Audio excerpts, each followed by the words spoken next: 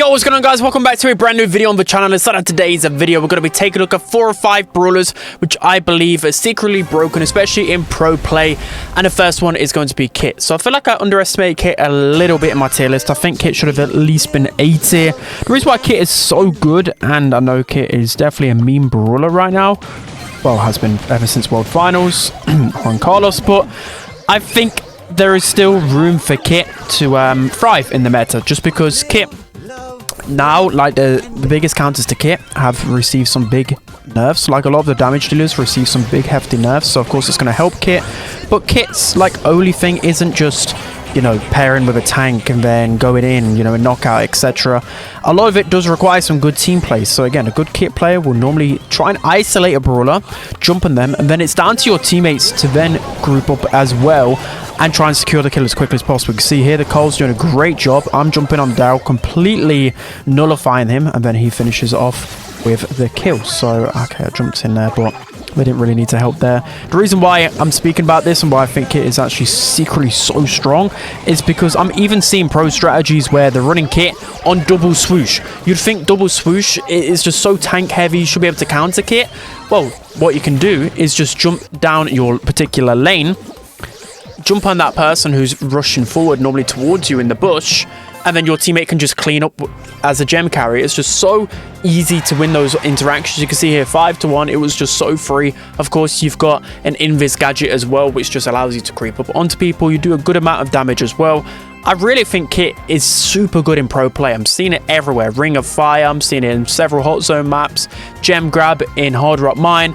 I'm seeing a lot of Kit still, even without a hypercharge. So I think Kit is really slept on. Let's jump on to the next one. Alright guys, so jumping into the second brawler, which pros are abusing a lot in the meta right now, it has to be Pearl. It seems like Pearl just gets better every single update.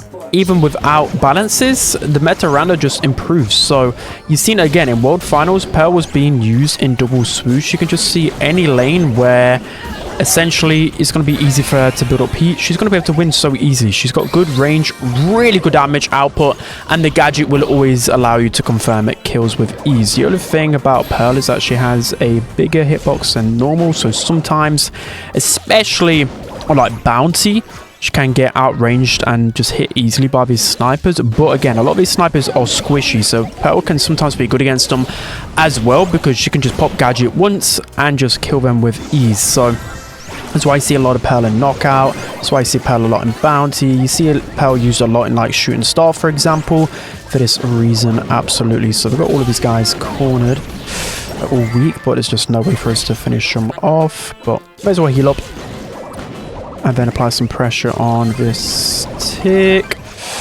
Okay, at least Angelo didn't kill us there. But yeah, also, like, Pearl's, of course, really good in knockout and bounty, always will be.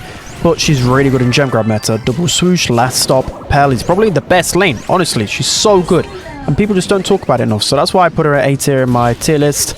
Because there's hardly anything, like, what can you actually go into Pearl, to be honest, on maps like that? You just can't do anything about it in this meta. There's nothing you can do about it other than, I don't know, try and go the other lane. Like, what can you even do? But shooting star, probably the least liked map out of the ones on bounty and knockout, for example, mainly because it's just too open for her. But we should be able to still win this, even with a Colette on our team.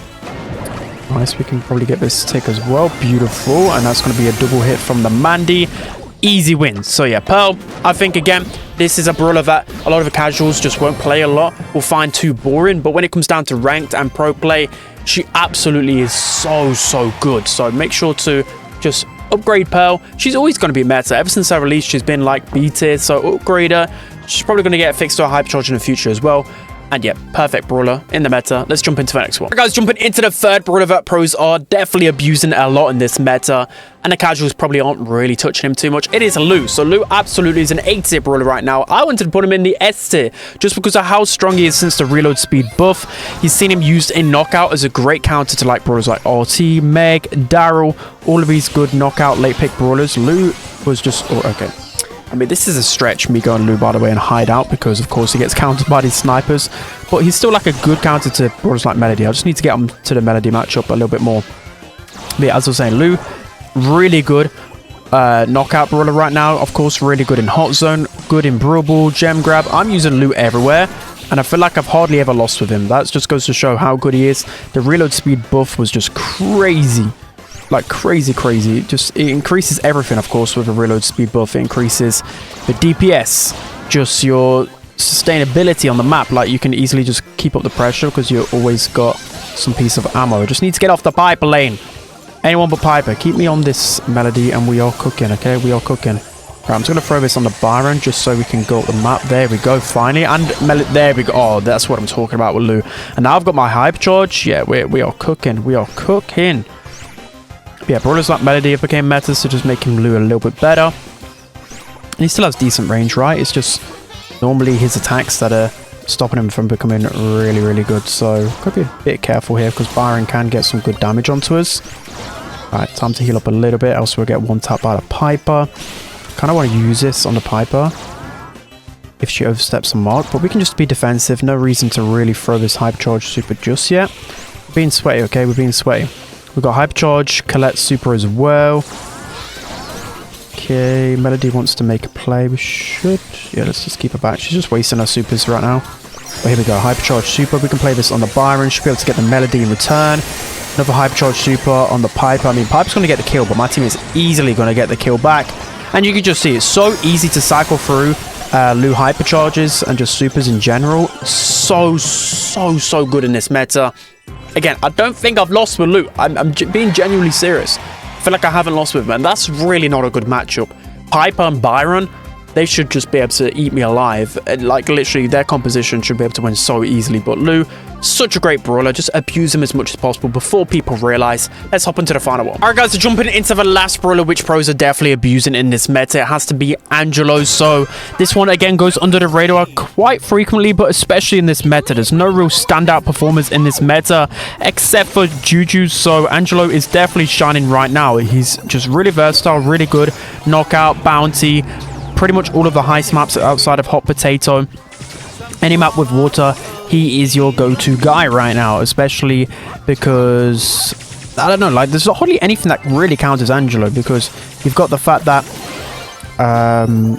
you can just switch gadgets, especially if you're facing off against some of his counters. You can just go with a jump gadget. If you're facing off against throws or like other squishy brawlers, then the Pierce gadget can be really good. A lot of pros actually just use Pierce gadget, by the way, just because skilled Angelos, they can play Claw. If you're unsure what Claw is, just Google it. It's just a way to hold your device, but it makes it so you can essentially you can hold down this aim and then you can tap gadget at the same time, so you can literally pierce through walls without them really realizing.